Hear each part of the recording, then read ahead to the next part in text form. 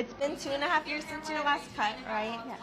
The last time around you did get a dry curly cut, but it wasn't done here, it was done somewhere else, and you decided to let it grow out at that point, but we got to the point where we're seeing some breakage at the ends and we're wanting to really even that out. As far as the styling process goes, we're wanting to see more definition at the ends, but a lot more volume up on the top. So we're going to get some layers in there so we can play around with that, and we're going to let the face framing grow out, but just kind of blend that in nicely as well. Awesome. I'm going to get you all caked up, and we'll get into the cut.